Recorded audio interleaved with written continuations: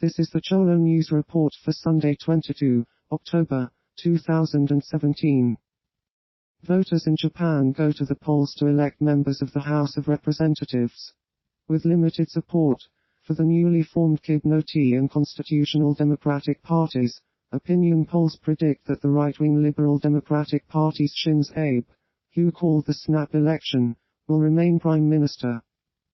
Mr. Abe called the election amid rebounding approval ratings after a record low over the summer, and with the opposition largely in disarray.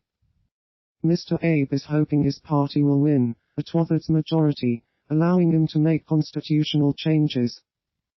The Category 4 storm brought strong winds and heavy rain to the south of the country, causing flights to be cancelled and rail services to be disrupted. Voters in Slovenia go to the polls to elect their president. Opinion polls predict that the independent incumbent Boyet Paha will retain the largely ceremonial role despite being challenged by actor Marjon Aric.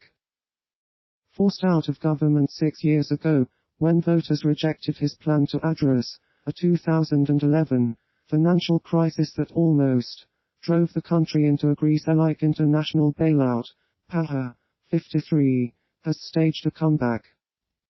He was elected to the mostly ceremonial position a year later, and has built a strong lead in opinion polls, which suggest he may win an outright majority in the first round, and avoid a November 12 runoff.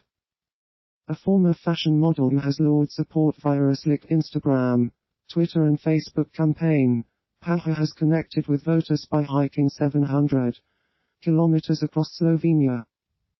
Voters in Argentina go to the polls to elect half of the members of the Chamber of Deputies and Senate. Recent confirmation of pro-Mapuche activist Santiago Maldonado's death is thought to weaken the presidentially incumbent Cambiemos party's chances, and strengthen the political return of the Front for Victory's former president Cristina Fernández de Kirchner.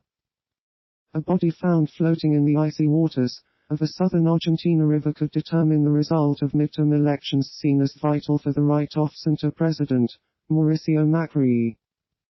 The body is that of missing backpacker Santiago Maldonado, whose disappearance 81 days ago caused a political storm as the president seeks a vote of confidence on Sunday to continue his economic austerity program. Gunmen coming from Mali kill 13 gendarmes and injure 5 on a base in western Niger.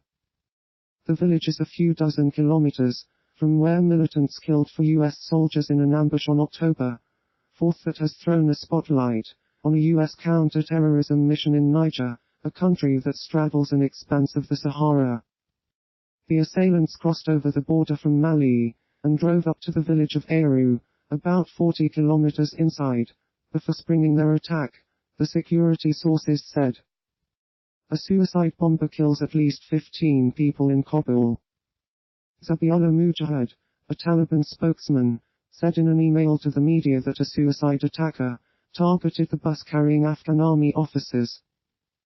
The attack was the latest in a violent week in Afghanistan, where Assad coalition and Afghan forces have been battling Islamic militants, including the Taliban and ISIS. At least 41 people were killed and scores were injured Tuesday, in an attack on police headquarters in Gardez, the provincial capital of Paktia in eastern Afghanistan. Storm Brian, the third windstorm of the season, causes severe flash flooding in southern Ireland, and coastal flooding in parts of England and Wales, although disruption is not as severe as initially expected. A race meeting at Ferry House was cancelled, and the Cliffs of Moher tourist attraction in County Clare was closed.